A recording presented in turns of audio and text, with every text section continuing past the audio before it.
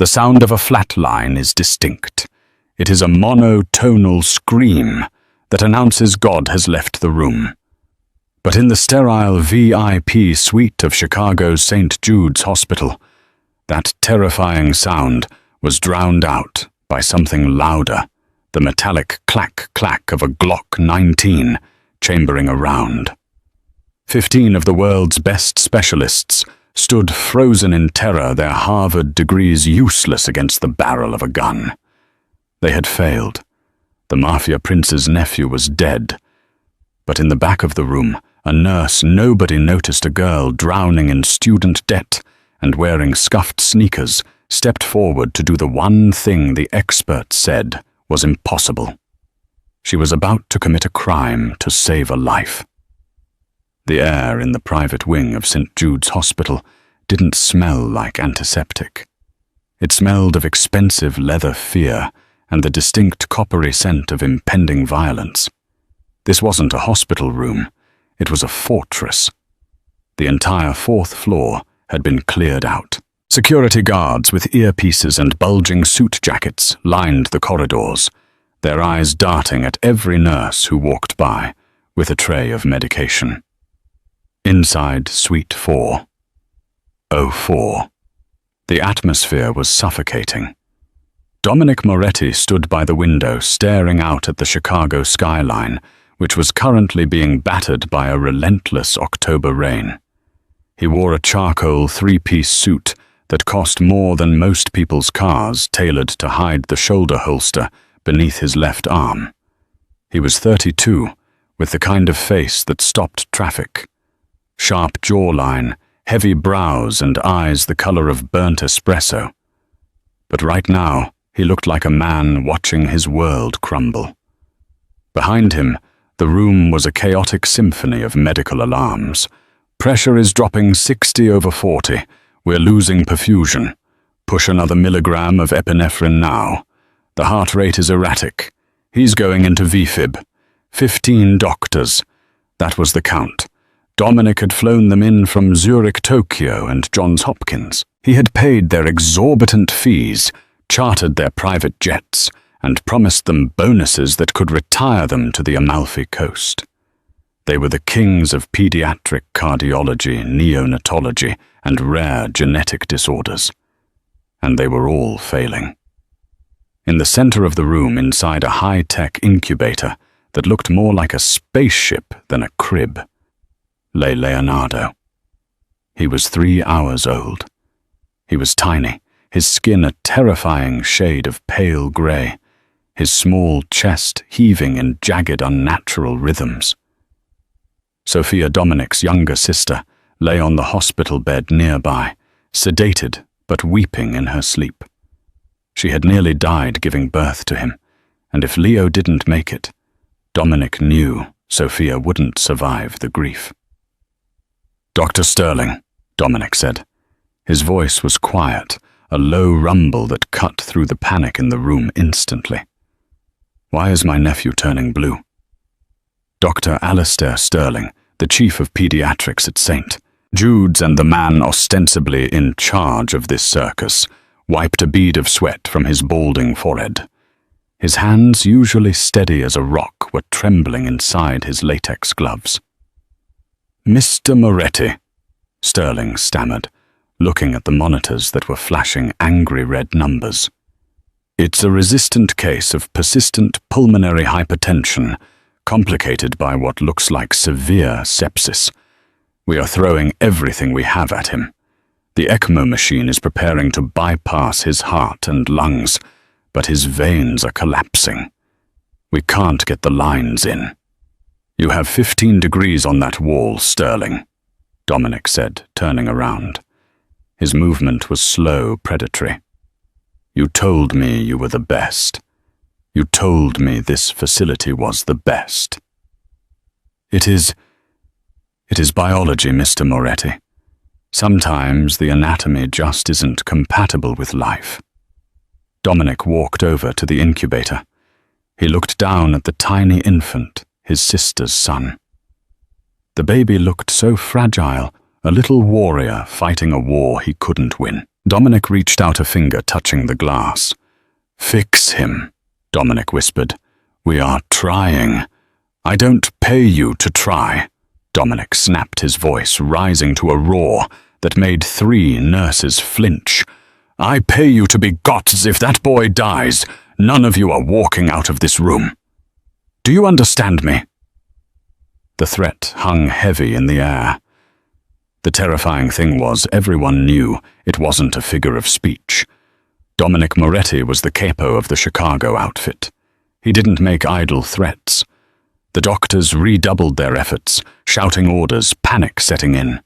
Syringes were uncapped. Monitors were adjusted. They were throwing science at the wall, hoping something would stick. In the corner of the room, unseen and unheard, stood Sarah Jenkins. She wasn't a specialist. She wasn't a doctor. She was a 24-year-old nurse on the night shift, currently assigned to empty the biohazard bins and restock the saline bags.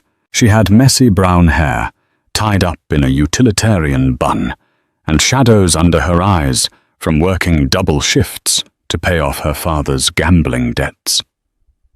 Sarah held a bag of sterile gauze against her chest, her knuckles white.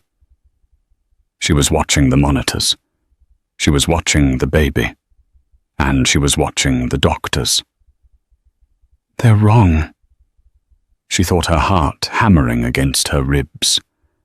"They're all looking at the heart, but they're wrong." She had seen something. A twitch in the baby's left eyelid. The specific way the skin was mottling not just blue, but a lacy purple pattern spreading from the torso. And the smell. Amidst the rubbing alcohol and the sweat, she smelled something faint, sweet, and sickly, like burnt almonds. She took a step forward. "Get back," a security guard grunted, putting a heavy hand on her shoulder. "Docs only." "I need to check the IV fluids," Sarah lied, her voice trembling, but her eyes fixed on the incubator. "Not now." "He's crashing," Dr. Sterling screamed. "Flatline, we have a flatline start compressions." The room exploded into chaos. The monotone wail of the heart monitor filled the space. Beep. Dominic Moretti pulled his gun. Sarah felt the temperature in the room drop to absolute 0. Dominic Moretti didn't point the gun at the baby. He pointed it at Dr. Sterling's temple. "Bring him back." Dominic snarled, the safety clicking off. "You have 10 seconds." "I can't," Sterling cried, compressing the tiny chest with 2 thumbs. "He's gone into a systole. There's no electrical activity." 10, Dominic counted. "Mr. Moretti, please, this is madness," another doctor shouted from the back. 9. Sarah's mind was racing. She knew what was happening. She had seen it once before, not in a hospital, but in a dusty medical textbook from the 1970s she'd bought at a thrift store because she couldn't afford the new ones.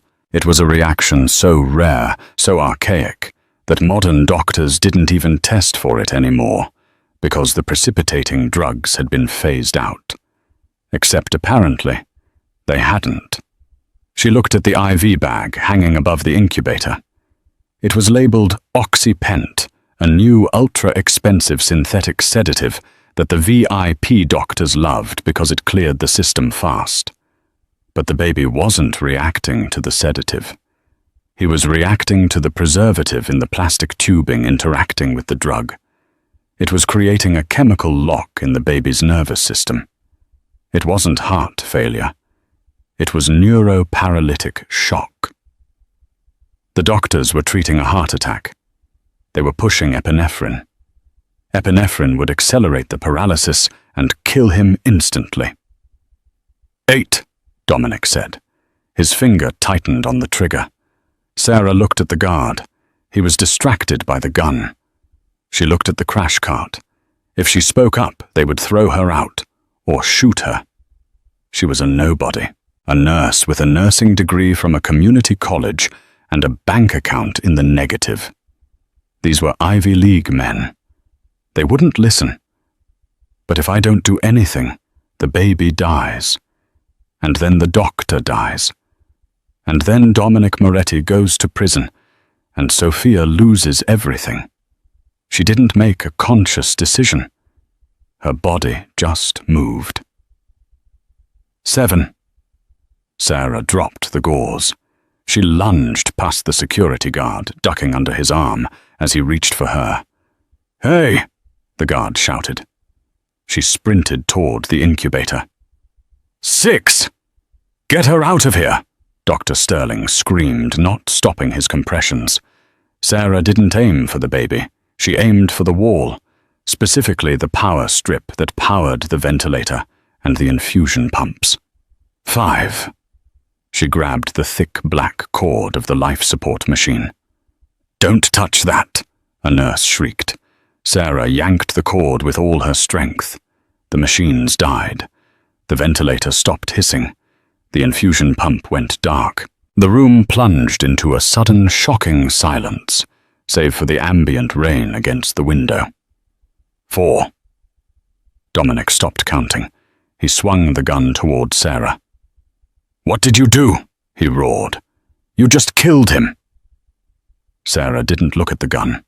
She scrambled to the incubator, shoved Dr. Sterling aside with a strength she didn't know she possessed. "Move!" and reached into the plastic box. "Shoot her!" Sterling yelled, stumbling back. She unplugged the life support. Dominic took 2 strides, the gun leveled at Sarah's head. "Get away from him! He's not dead!" Sarah screamed back, her voice cracking. She didn't look at Dominic. She looked at the baby. She grabbed the baby by his ankles, a shocking, rough movement, and flipped him upside down. "I said get away." Dominic cocked the hammer. "Shut up!" Sarah snapped. The room froze. Nobody told Dominic Moretti to shut up, not even the mayor. Sarah ignored the gun barrel that was now inches from her ear. She placed her fingers not on the baby's chest, but on the base of his spine right above the diaper line, and pressed hard, digging her thumb into a pressure point while simultaneously smacking the baby's back. "It's the tubing," Sarah yelled, breathless.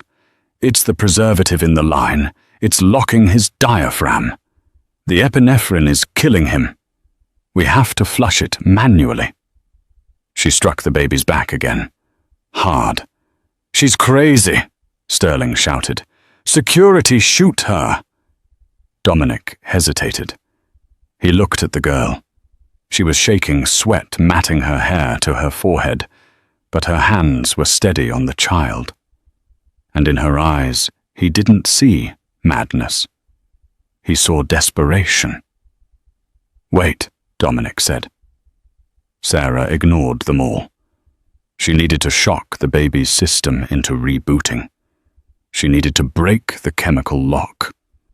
She did the unthinkable. She pinched the baby's skin hard enough to leave a bruise and blew a sharp puff of air directly into the baby's face, triggering the mammalian dive reflex.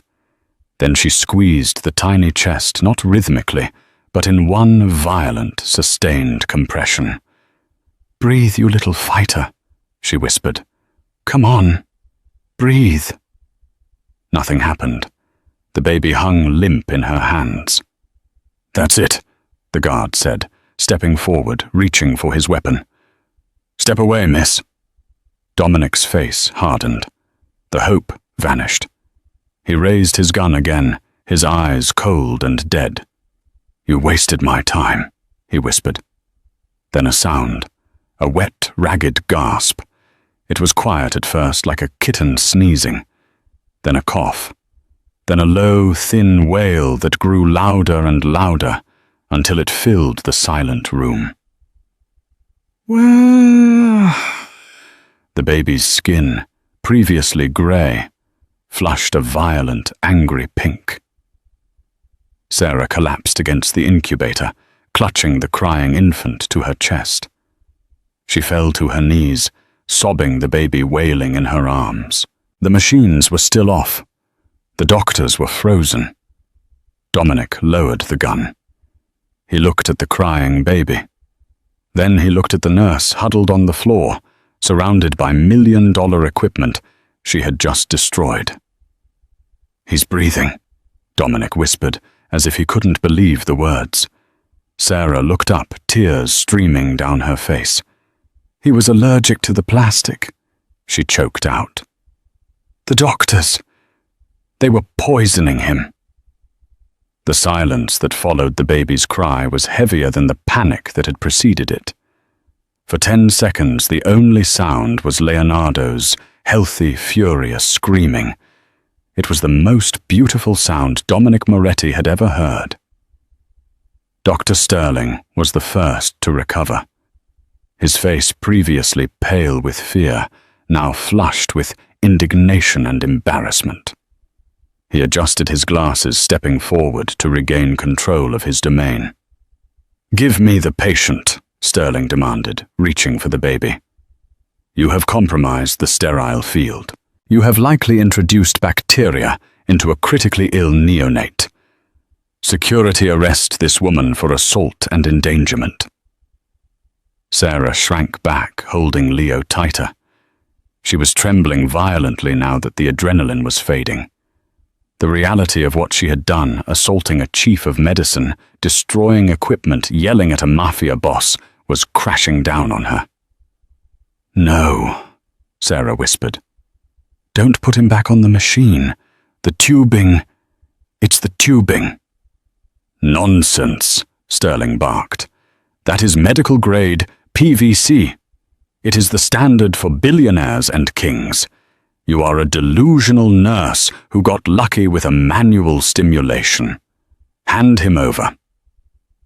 2 security guards stepped forward, their hands reaching for Sarah's arms to haul her up. "Don't touch her." The voice came from the window. Low, lethal. Dominic Moretti walked toward the center of the room. He didn't look at the doctors. He didn't look at the guards. His eyes were locked on Sarah. He stopped 2 feet in front of her.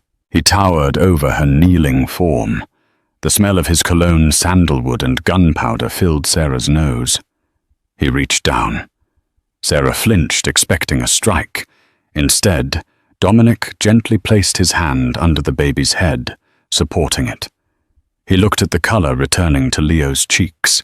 He looked at the rise and fall of the tiny chest, unassisted by machines. "You said they were poisoning him," Dominic said. "It wasn't a question." "I think so," Sarah stammered. "It's a rare reaction. Diethylhexyl phthalate leaching. It mimics sepsis, but causes paralysis. I saw the rash, the purple lace pattern." Dominic looked up at Sterling. "Did you see a rash, doctor?" Sterling swallowed hard. "The patient had mottling, which is consistent with sepsis. Did you see it? I was focused on the heart rhythm," Sterling defended. "Mr. Moretti, you cannot listen to a janitorial nurse over a board-certified specialist." "She nearly killed your nephew." Dominic stared at Sterling for a long moment. Then he looked back down at Sarah. "What is your name?" "Sarah," she whispered. "Sarah Jenkins."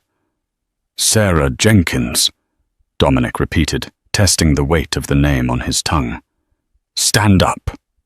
Sarah struggled to her feet, her legs wobbling. She offered the baby to Dominic. "No," Dominic said. "You hold him. You're the only one who seems to know how to keep him alive." He turned to the head of his security detail, a scarred giant named Matteo. "Matteo." "Boss. Clear the room." "Which one's boss?" "All of them," Dominic said, sweeping his hand toward the 15 specialists. "Get them out of my sight. If they are still in this hospital in 10 minutes, throw them off the roof." "Mr. Moretti," Sterling gasped. "You can't be serious. The baby needs monitoring. He needed a doctor." Dominic cut him off, his voice ice cold. He got 15, and they watched him die. This girl. He gestured to Sarah. She brought him back from the dead with her bare hands. Dominic stepped closer to Sterling, invading his personal space until their noses almost touched. "Send your bill to my office, Sterling. If it's more than $1, I'll burn your practice to the ground. Now get out." The doctors fled. It was a stampede of white coats and expensive shoes. Within 60 seconds, the room was empty, except for Dominic Matteo, the sleeping Sophia, the baby, and Sarah. Sarah felt dizzy. She was holding the heir to the Moretti crime family, and the most dangerous man in Chicago was looking at her like she was a riddle he intended to solve. "I should put him in a bassinet," Sarah said, her voice shaking. "He needs warmth." "Do what you need to do," Dominic said. He sat down in the leather chair next to his sister's bed, finally holstering his gun. He looked exhausted. Sarah found a standard hospital bassinet in the corner one, without the fancy tubing. She swaddled Leo tightly in warm blankets. She checked his pulse manually. It was strong. "He's okay," she said softly. "He's really okay." She turned to leave. "I have to go. My shift supervisor is going to kill me for leaving my station, and I broke the ventilator." "You're not going anywhere," Dominic said. Sarah froze. "Sir." Dominic looked at her. His eyes were dark, unreadable. "You think you're going back to mopping floors after this?" He shook his head. "You saved a Moretti. That makes you family, or—" His eyes narrowed slightly. "It makes you a liability." "I won't tell anyone," Sarah said quickly, holding up her hands. "I swear. I just want to keep my job." Dominic stood up and walked over to her. He reached into his jacket pocket. Sarah braced herself. He pulled out a checkbook. He wrote something quickly, tore off the slip, and held it out. Sarah looked at it. It was a check for $50,000. "This is for tonight," Dominic said. "Consider it a down payment." "I can't take this," Sarah said. "Take it," Dominic commanded. "Because you're fired." "What?" Sarah's heart dropped. "Please, no. I need this job. My dad, You're fired from St. Jude's," Dominic corrected. "Because as of this moment, you work for me." Sarah stared at him. "I don't understand. My nephew is leaving this hospital tonight. It's not safe here. Those machines—" Dominic glanced at the sabotaged equipment. "You said the tubing was the problem, but we use that equipment all over the world. It's never happened before." Dominic's expression darkened. Someone wanted Leo dead. Someone tampered with that machine, and those 15 idiots were too arrogant to see it. He looked Sarah dead in the eye. "You saw it. You have eyes that work. So you're coming with us." "Coming with you where?" Sarah asked, panic rising. "To the estate," Dominic said. "You are going to be Leo's private nurse, 24 hours a day. You live with us. You eat with us. You breathe when we breathe." "And if I refuse?" Sarah asked, showing a spark of defiance that surprised even her. Dominic smirked. It was the first time he had smiled all night. It made him look devastatingly handsome. "You just walked past a gun to save a baby. You don't know Sarah Jenkins. You're not the kind of person who walks away." He turned to Matteo. "Pack Sophia's things. We leave in 5 minutes." Dominic turned back to Sarah. "Welcome to the family, Sarah. Try to survive the night." The armored convoy moved like a funeral procession down Lake Shore Drive, cutting through the heavy Chicago rain. Sarah sat in the back of the lead SUV, a massive Cadillac Escalade with tinted windows thick enough to stop a sniper round. She held Leo in her arms. The baby was sleeping peacefully now, the color of his skin a healthy, soft pink, a stark contrast to the grey pallor that had haunted him an hour ago. Beside her sat Sophia Moretti, who had woken up halfway through the transport. Sophia didn't speak. She just stared at Sarah with wide, terrified eyes, clutching Sarah's sleeve as if letting go would mean her son would stop breathing. In the front passenger seat, Dominic Moretti was on the phone. He hadn't raised his voice, but the tension radiating off him was enough to crack the bulletproof glass. "I don't care that he's the mayor," Dominic said into the phone, his voice a low, gravelly hum. "You tell him St. Jude's is a crime scene. No one goes in or out of the neonatal wing until my team sweeps it. If the police chief has a problem with that, remind him who paid for his daughter's tuition."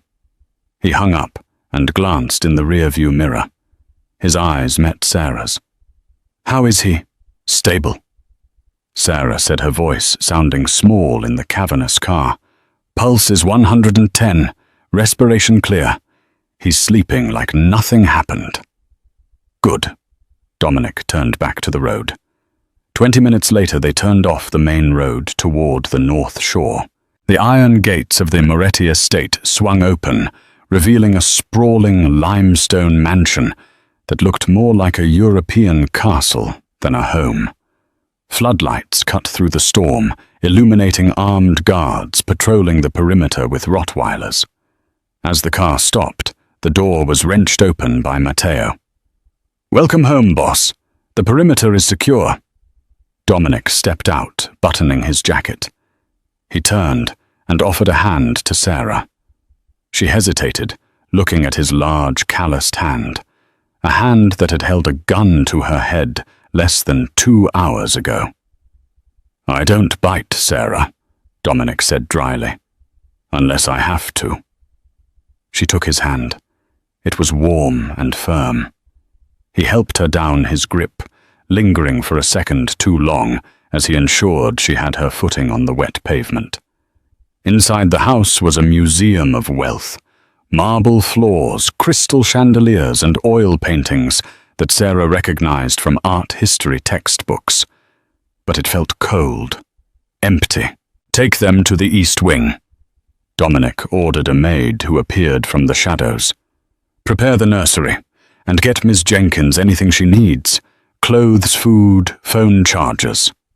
"I need my scrubs," Sarah said. "I can't work in this." She gestured to her damp, wrinkled uniform.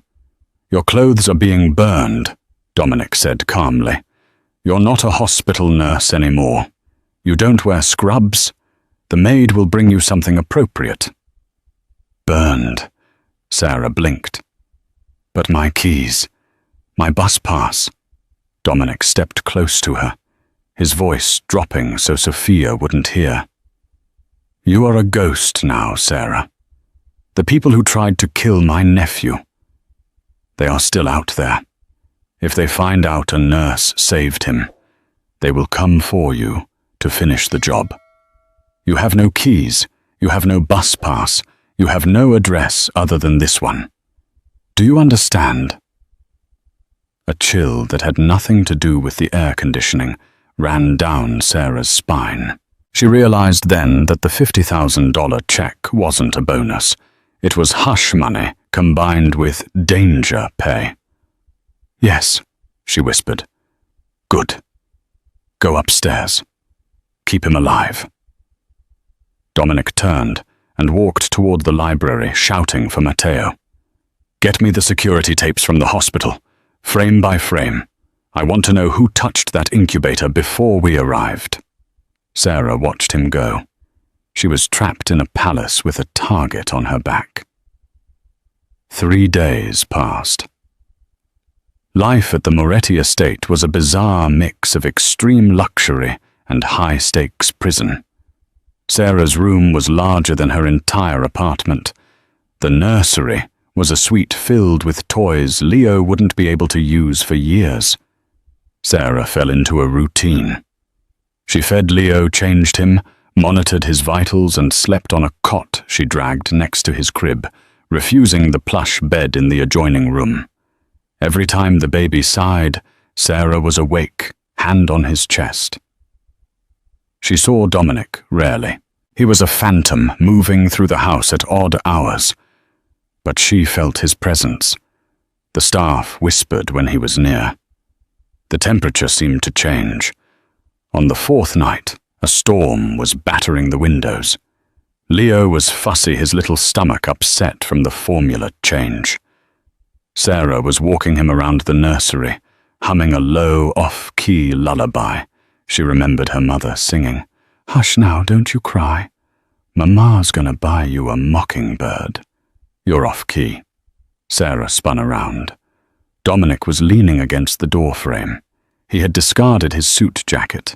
His white dress shirt was unbuttoned at the collar, sleeves rolled up to reveal forearms corded with muscle and ink. He held a tumbler of amber liquid whiskey, neat.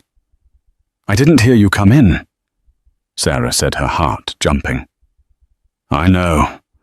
That's the point." Dominic walked into the room. He looked tired. The shadows under his eyes were deep. "How is the air?" "He's colicky," Sarah said, rocking Leo. "But his lungs are clear. No sign of the paralysis returning." Dominic nodded, looking at the baby. He took a sip of his drink. "You haven't slept in 3 days, Sarah." "I sleep when he sleeps. He sleeps 18 hours a day. You have bags under your eyes." "I'm fine," Sarah said defensively. "I'm doing my job." Dominic stepped closer. The scent of whiskey and expensive tobacco drifted off him. He reached out and touched Leo's cheek with the back of his finger. The baby turned his head toward the touch. "My sister. She's not doing well," Dominic said softly. "She's afraid to hold him. She thinks she's cursed, that she brings death to the men in her life." Sarah knew the story by now. Sophia's husband, a lieutenant in the organization, had been gunned down 2 months ago. "She's traumatized," Sarah said. "She almost lost him. Give her time." "We don't have time," Dominic muttered. He looked at Sarah. "I found out who tampered with the machine." The air in the room grew heavy. "Who?" Sarah asked. "A technician at the hospital. He had gambling debts, massive ones. Someone paid them off in exchange for him swapping the medical-grade tubing with industrial piping treated with high-grade latex preservatives.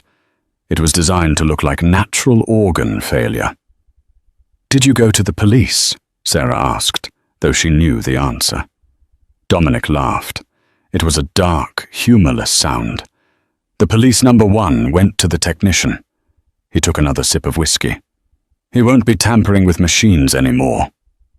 Sarah hugged Leo tighter. She was standing next to a murderer. She knew that. But when she looked at Dominic, she didn't see a monster. She saw a man who was carrying the weight of a crumbling empire on his shoulders. "Who paid him?" Sarah asked. "He didn't know." Dominic admitted frustration leaking into his voice. "It was a blind drop, but he said the contact used a specific phrase. 'The eagle flies at midnight.'" Sarah frowned. "That sounds cinematic." "It's a code," Dominic said. "Old school. Sicilian. It hasn't been used in Chicago since the 90s. He looked at Sarah, his gaze intense. "You're safe here, Sarah. I have doubled the guard. No one gets to you or the boy." "I know," Sarah said, and strangely she believed him. Dominic stared at her for a long moment. The silence stretched, charged with an electricity Sarah didn't understand. He looked like he wanted to say something else, perhaps something personal. Suddenly the lights in the nursery flickered. Dominic stiffened instantly. His relaxed posture vanished, replaced by the tension of a coiled viper. "Stay here," he commanded. He set his whiskey glass down on the changing table and pulled a gun from the waistband of his trousers in one fluid motion. "Dominic." The generator should have kicked in instantly. Dominic whispered. "Stay away from the windows." He moved to the door, opening it a crack. From the hallway downstairs, there was no sound. No footsteps, no chatter from the guards. Just a heavy, suffocating silence. Then the distinct, suppressed thwip of a silenced pistol. Dominic slammed the door and locked it. He turned to Sarah, his face a mask of cold fury. "Put the baby in the closet," he ordered. "Now!" Sarah didn't argue. She rushed to the walk-in closet, placing Leo in a laundry basket on the floor and covering him with blankets. "Shh," she whispered.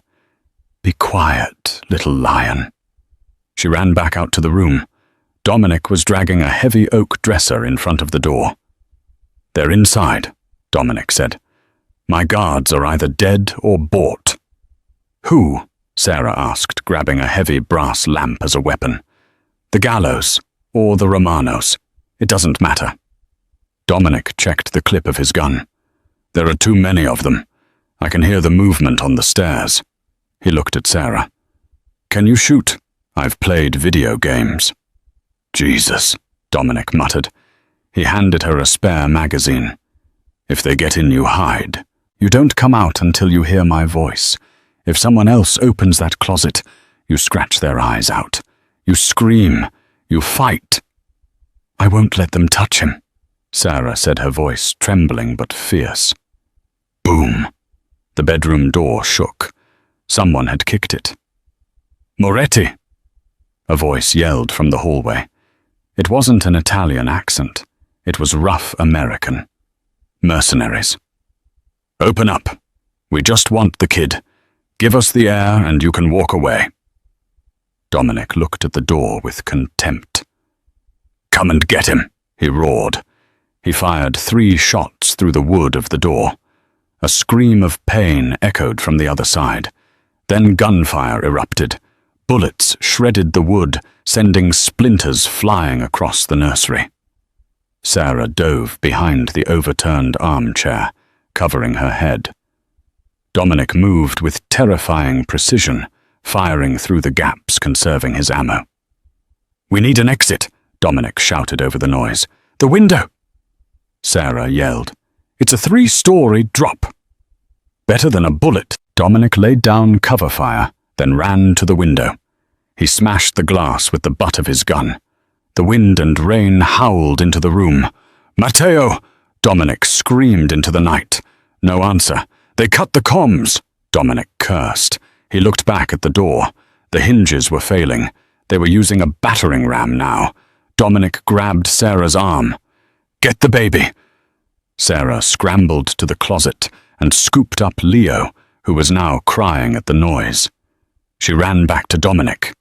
"I'm going to lower you down," Dominic said, grabbing the silk drapes and ripping them from the rod. He tied them together with a knot that looked like something a sailor would use. "Tie this around your waist. I'll hold the weight." "What about you?" Sarah cried. "I hold the line," Dominic said. He looked at her, his eyes blazing. "Go." Sarah tied the silk around her waist, clutching Leo with one arm. She climbed onto the sill. The wind whipped her hair into her face. The ground looked miles away. "Trust me," Dominic said. She looked at him. "I do." She dropped. Dominic braced his legs against the wall, the veins in his neck bulging as he took her full weight. He lowered her hand over the hand, ignoring the bullets that were now pinging off the walls around him. Sarah hit the wet grass. She untied the knot frantically. "I'm down!" she screamed up at the window. Dominic didn't follow. He turned back to the door just as it burst open. 3 men in tactical gear stormed in. Sarah watched from the ground, paralyzed with horror, as the flashes of gunfire lit up the nursery window like a strobe light. She saw Dominic's silhouette fighting hand to hand now. He was a blur of violence. Then a massive explosion rocked the room. A grenade. Flames licked out of the window.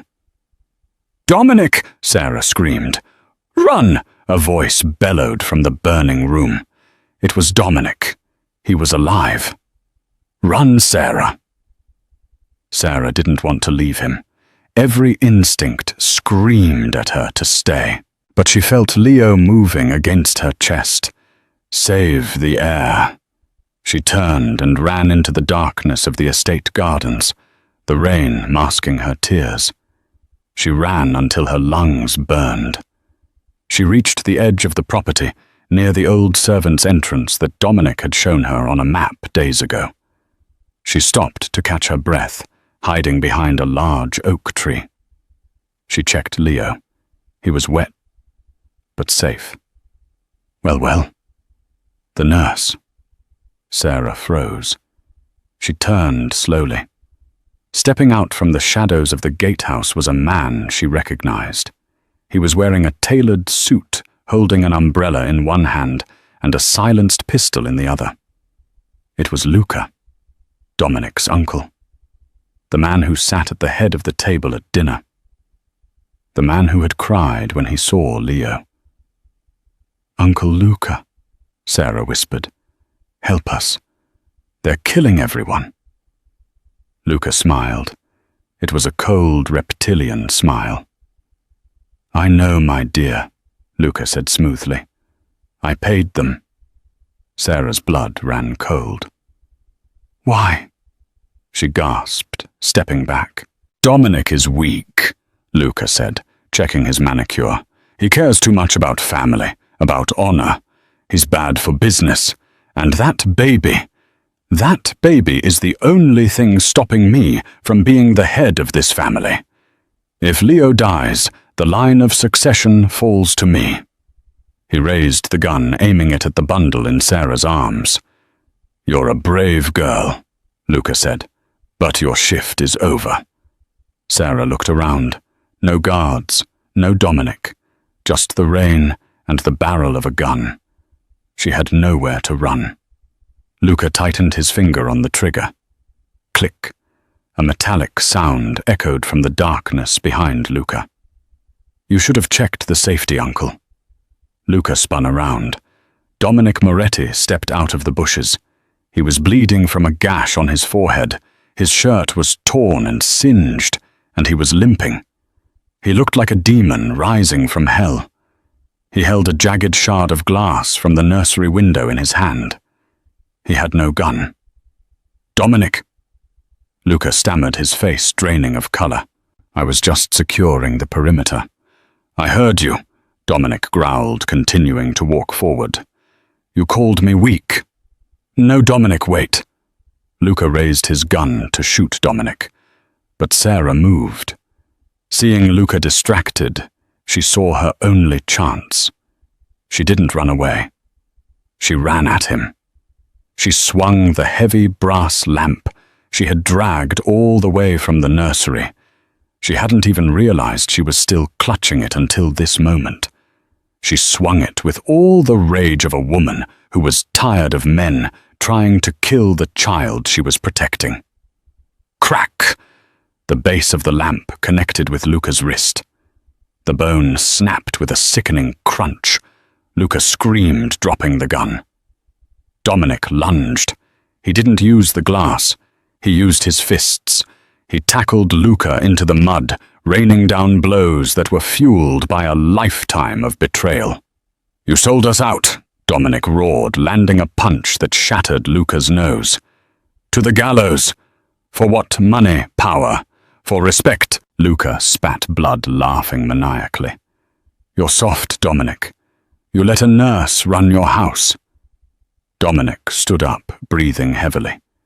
He looked down at his uncle, a broken heap in the mud. "You're right," Dominic said. "I am soft, because I'm going to let you live long enough to tell me where the rest of your rats are hiding." Matteo and 3 other loyal guards finally emerged from the darkness, running toward them. They had regained control of the house. "Take him to the basement," Dominic ordered, pointing at Luca, "and don't let him die. Not yet." Dominic turned to Sarah. She was standing in the rain, still holding the lamp in one hand and the baby in the other. She was shaking uncontrollably. Dominic walked over to her.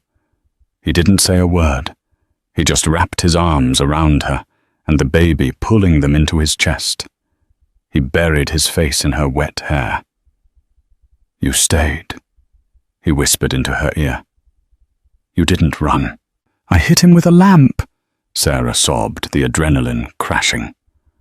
Dominic pulled back slightly, looking at her face. He wiped a smudge of soot from her cheek with his thumb. "Remind me never to make you angry, Sarah Jenkins." For the first time since the hospital amidst the rain and the blood, Dominic leaned down and pressed his lips to her forehead. It wasn't a kiss of passion, but a kiss of reverence. "Let's go inside," he said. "We have a family to rebuild." The stitching. The adrenaline crash was worse than the fear. 2 hours after the attack, the Moretti estate was a hive of controlled chaos. Cleanup crews were already scrubbing blood from the foyer marble. Glaziers were measuring the broken windows. The bodies of the mercenaries had vanished, taken away in unmarked vans to the marshlands of Indiana. In the master bathroom, however, it was quiet. Dominic sat on the edge of the tub, his shirt removed, revealing a torso that was a map of old violent scars from knives, bullets, and wire. But tonight, there was a fresh cut, a jagged gash on his shoulder from the exploding glass. Sarah stood between his legs, a suture kit open on the counter. She wasn't shaking anymore. The nurse had returned. "This is going to sting," she said, threading the needle. "I don't have lidocaine." "I don't need it," Dominic grunted. He watched her face as she worked. She was focused, her brow furrowed, her hands gentle but efficient. She had washed the soot from her face, but a bruise was blooming on her arm, where she had hit the ground. "You should let a doctor do this," Sarah murmured, piercing his skin with the needle. "I'm done with doctors," Dominic said. "I only trust you." He hissed slightly as she pulled the thread tight.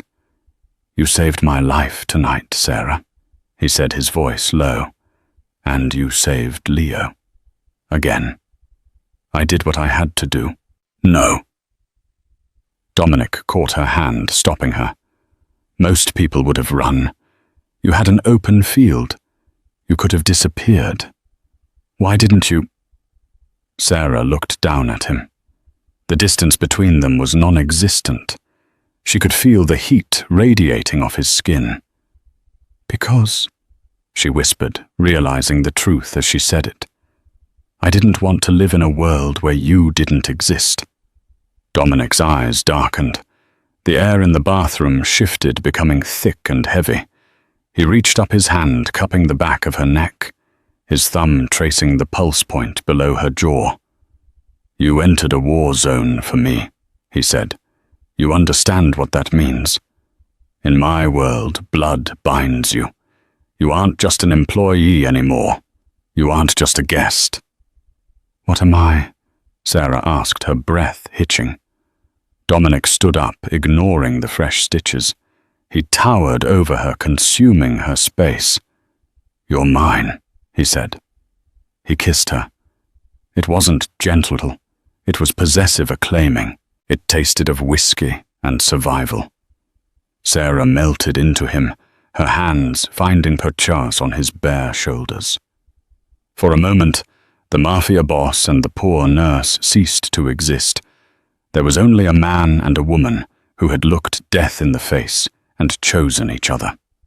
When they broke apart, breathless, Dominic pressed his forehead against hers. "Tomorrow things change," he promised. "No more hiding. If anyone wants to get to you, they have to burn the whole city down first." The purge. The next morning, Chicago learned that the lion was awake. Dominic didn't just remove the rot from his organization, he cauterized it. Uncle Luca's betrayal had been deep, involving captains in 3 different districts. Dominic spent the week in meetings that ended with men missing and businesses changing hands. Sarah saw a different side of him, the ruthless tactician. She sat in on the meetings in the library, holding Leo on her lap. At first, the other captains, hard men with scars and criminal records, looked at her with confusion. Why is the nanny here? But they learned quickly. During a heated dispute with a union leader who was refusing to move shipments, Dominic had remained silent, letting the man scream. Sarah, who was burping. Leo simply looked up and said, "He's lying about the tonnage. I checked the manifests on the desk. The numbers don't match the shipping weight." The room went silent. Dominic smiled. The union leader turned pale. "She reads the manifests," the man stammered. "She reads everything," Dominic said, leaning back in his chair. "And she's right. You're skimming off the top." That afternoon, the union leader was replaced. Sarah wasn't just the caregiver anymore. She became the gatekeeper. She organized Dominic's chaotic schedule. She managed the household staff with a firmness that surprised everyone. She even cross-referenced the medical supplies for the organization's underground clinics, saving them thousands of dollars and improving survival rates for wounded soldiers. She was intelligent, sharp, and because she came from poverty, she understood the value of $1 in a way these men born into crime royalty did not. But the real test came 2 weeks later. The gala, the debut.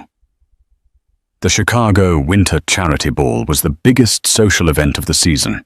It was neutral ground where politicians, judges, and the heads of the crime families mingled under the guise of philanthropy.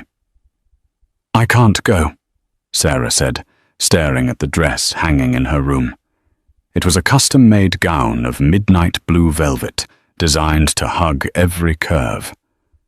"Dominic, I'm a nurse. I don't know how to talk to senators." Dominic walked into the room adjusting his cufflinks. He looked devastating in a tuxedo. "You don't need to talk to them," Dominic said. "You just need to stand next to me. Tonight, we show the city that the Moretti family is unbreakable, and we show them who the new lady of the house is." "I'm not," Sarah trailed off. "Put on the dress, Sarah." When they arrived at the Drake Hotel, the paparazzi flashbulbs were blinding. Dominic stepped out of the limousine first, buttoning his jacket. He turned and offered his hand. Sarah took a deep breath. She thought of the 15 doctors who had sneered at her. She thought of the debt collectors who used to pound on her father's door. She thought of Luca pointing a gun at Leo. She wasn't that scared girl anymore. She had knocked out a capo with a lamp. She had saved the air. She took Dominic's hand and stepped out. A hush fell over the red carpet. Sarah Jenkins looked regal. The blue velvet made her skin glow, and around her neck hung a necklace of diamonds and sapphires, a family heirloom Dominic had given her in the car. "Who is she?" The whispers started. Inside the ballroom, Dominic didn't leave her side. He introduced her to the mayor, to the police commissioner, and to the rival Don of the Romano family. "This is Isra," Dominic introduced her simply. "Not my nurse, not my girlfriend, just Sarah." The implication was clear. "She is my equal." Halfway through the night, Dr. Alistair Sterling appeared. The disgraced doctor had managed to claw his way into the event, likely looking for new benefactors. When he saw Dominic, he turned pale and tried to retreat, but he bumped directly into Sarah. Miss Jenkins," Sterling stuttered, sweating profusely. "I heard you were working privately now." The room went quiet. People were watching. This was the doctor who had nearly killed Leo. Sarah looked at him. She held a glass of champagne in her hand. She could have humiliated him. She could have had Dominic drag him out. Instead, she smiled. It was a cold Moretti smile. It's good to see you, Doctor. Sterling, she said, her voice carrying clearly.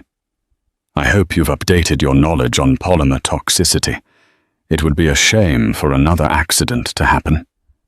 She turned to the Chief of Medicine of Chicago General, who was standing nearby. Dr. Sterling was just telling me he's looking for a sabbatical to study basics. Perhaps you can recommend a remedial program. Sterling turned red. The circle of elites laughed. In that moment, Sarah didn't just destroy his reputation. She did it with a surgical precision that terrified him more than a gun. Dominic watched her from a few feet away, a glass of scotch in his hand, pride swelling in his chest. She's a killer, Matteo whispered to Dominic. Yes, Dominic nodded. She is. The proposal. 6 months passed. Leo was crawling now, a healthy, boisterous baby who was already trying to climb the furniture. Sophia had recovered, finding strength in her son's survival. She had taken over the family's legitimate charity foundations, leaving the business to Dominic. Sarah and Dominic had fallen into a rhythm of domestic power, but there was one thing left to settle. It happened on the balcony of the estate overlooking the lake. The snow was falling, covering the grounds in a blanket of white. My lawyers finished the paperwork today, Dominic said, handing Sarah a thick envelope. Paperwork? Sarah asked, worried. Is something wrong?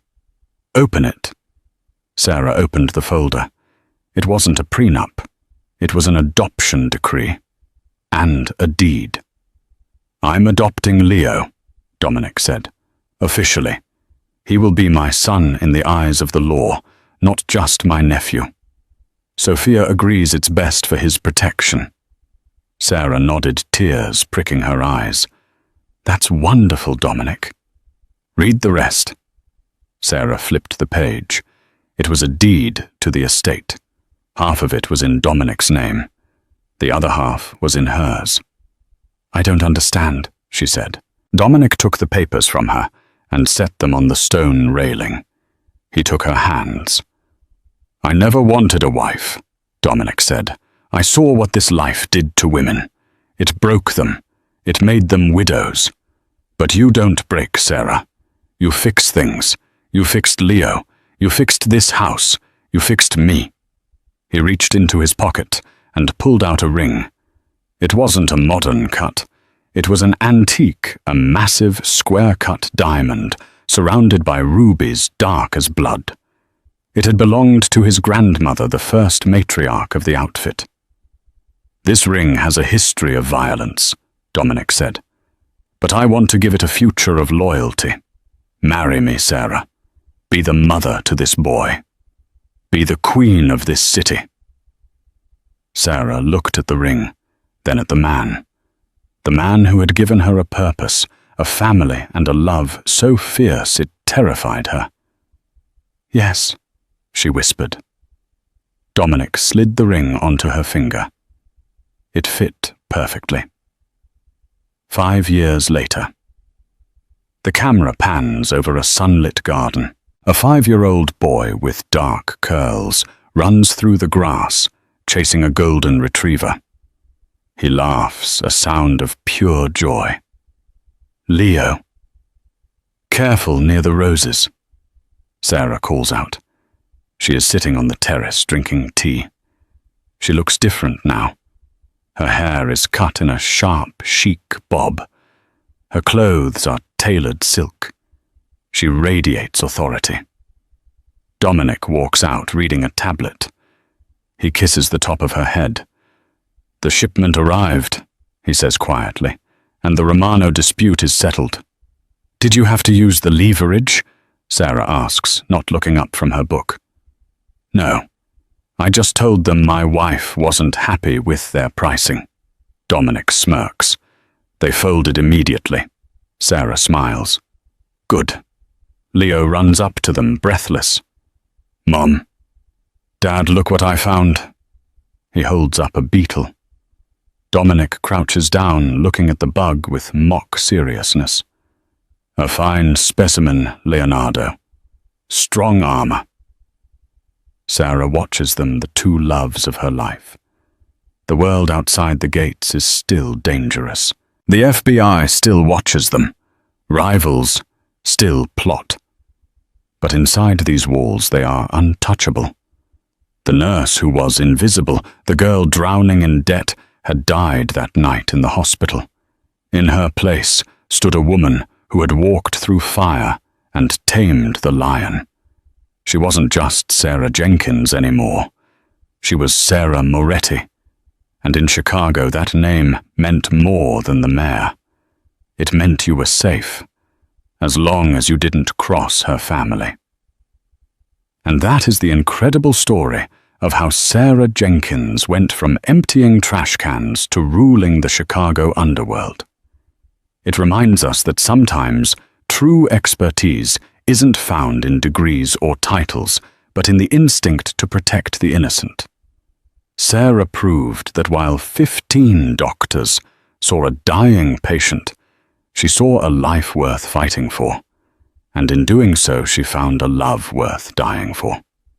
The doctors treated the chart, the nurse treated the child, and Dominic Moretti. He learned that the strongest weapon in his arsenal wasn't a gun, but the woman standing beside him.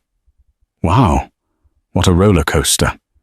If your heart was racing during the hospital scene, or if you cheered when Sarah hit Uncle Luca with that lamp hit that like button. Right now, it really helps the channel. What do you think? Did Dominic forgive the doctors too easily, or was his justice perfect? Let me know in the comments below. I read every single one. And if you want more gripping stories of romance, betrayal, and justice that you won't hear anywhere else, make sure to subscribe and ring that notification bell so you never miss an upload.